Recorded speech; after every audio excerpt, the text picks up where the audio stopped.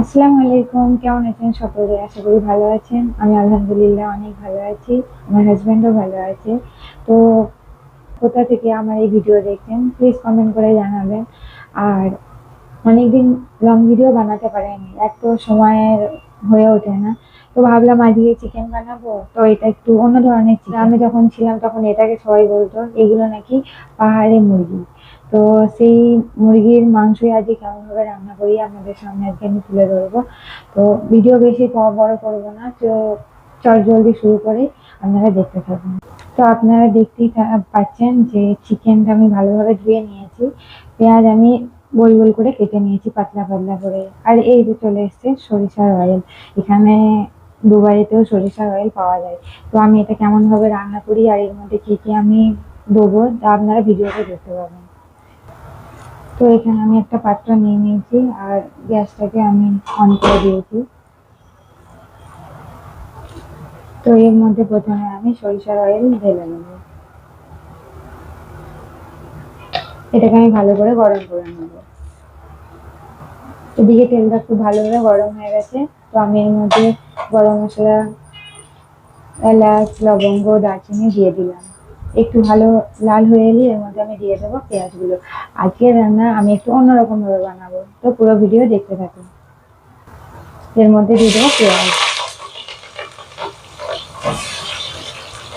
পেঁয়াজটাকে নরম করার জন্য হালকা পরিমাণে এর মধ্যে আমি নুন দিয়ে দেবো। যেহেতু এখানে পেঁয়াজটা নরম হয়ে গেছে, একটু পরিমাণে হলুদ গুঁড়ো দিয়ে দেবো। হলুদ গুঁড়োটা ভালোভাবে আমি এর সাথে মিক্স করে নিয়েছি। এর মধ্যে আমি আদা রসুনের পেস্টটা দিয়ে দেবো।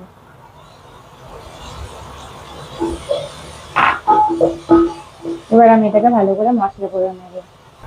চিকেনটা যাতে খেতে বেশি স্বাদ হয় সেই মতো অনুযায়ী আমি এর মশলার মধ্যে আমি দিয়ে দেবো জিরে গুঁড়ো, ধনে গুঁড়ো। আপনাদের যদি মন যায় আপনাদের যেমন পরিমাণে চিকেন হবে সেই পরিমাণে আপনারা এইসব মশলাগুলো ইউজ করবেন। তো এটাকে দিয়ে নিয়ে আমি ভালো করে এবার মশলাটাকে 10-15 মিনিট ধরে কষে নেবো। মশলা থেকে তেল ছেড়ে গেছে, তো এর মধ্যে আমি দিয়ে দেবো লঙ্কা গুঁড়ো। স্বাদ মতো আপনারা নিজেদের প্রয়োজন অনুযায়ী দিয়ে নেবেন। মশলা থেকে যেহেতু তেল ছেড়ে গেছে, মশলাটা ভালোভাবে কষানো হয়ে গেছে, তো এর মধ্যে আমি দিয়ে দেবো চিকেন। চিকেন দিয়ে আমি 15 মিনিট ধরে কষে নেবো, দেখতে থাকুন। আর হ্যাঁ, আমি চিকেন দেওয়ার পর তেজপাতা দিয়ে দিলাম। আগে তেজপাতা দিলে কি হয়, তেজপাতাটা জ্বলে পুরো ওর টেস্টটা চলে যায়। তো আমি ভাবলাম আজকে একটু নতুন ভাবে ট্রাই করি। আপনারা চাইলে এরকম ভাবে ট্রাই করতে পারেন।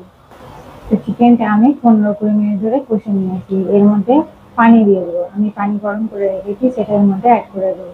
দেখতেই পাচ্ছেন যে কেমন ধরনের আমি মশলা করেছি। ক্যামেরায় যতটা দেখানো হচ্ছে আমি ততটা দেখাতে পারছি, কারণ এখন হাজবেন্ড রেখে দিয়েছে। সবটাই নিজে করে নিতে হবে। এই যে আমার পানি গরম রেডি। এর মধ্যে আমি দিয়ে দিলাম গরম পানি, যাতে চিকেনটা খুব তাড়াতাড়ি সেদ্ধ হয়। কারণ এই চিকেন হাজবেন্ড বলেই দিয়েছে যে অনেক লেট হবে সেদ্ধ হতে। পানিটা আমি একটু বেশি পরিমাণে দিয়েছি, কারণ চিকেনটা সেদ্ধ হতে অনেক বেশি টাইম লাগবে। আপনারা যদি আমার এই রেসিপি দেখে চিকেন বানাতে চান তাহলে সেম এরকম ভাবে বানাবেন। পানি একটু বেশি দিয়ে বানাতে হবে, না হলে চিকেনটা সেদ্ধ হবে না। এটা যেহেতু অন্য এক রকমের চিকেন, তো তার জন্য পানিটা আমাকে বেশি করেই দিতে হয়েছে। এটা সেদ্ধ হতে কমসে কম ঘন্টা মতো লাগবে। তো আমি গ্যাসের হিটটা একটু কমিয়ে দিয়ে এটাকে ঢাকনা দিয়ে আমি 1 ঘন্টা পর আপনাদেরকে দেখাচ্ছি। আমি বলেছিলাম আপনাদেরকে 1 ঘন্টা পরে আমি চিকেনটা দেখাবো। তো দেখেন কি সুন্দর একটা কালার এসছে, মাশাআল্লাহ। খেতে ভালোই টেস্ট হবে। তো চিকেনটা ভালোভাবে বয়েল হয়ে গেছে।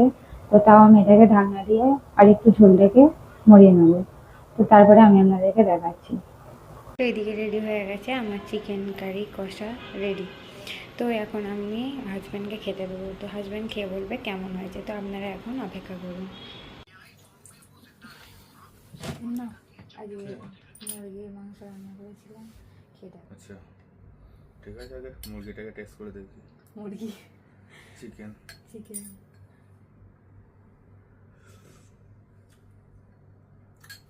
ঠিক আছে, good, very good. Very good, okay, thank you. Thank you. Okay, তো হাজব্যান্ডকে খাওয়ানোর কথা ছিল, হাজব্যান্ডকে খাওয়ালাম। তো বড় করতে গেলে অনেক টাইম লাগবে ভিডিও, তো অবশ্যই সাবস্ক্রাইব করবেন, লাইক করবেন। ওকে, ওকে, লাইক আল্লাহ সাবস্ক্রাইব হাফেজ।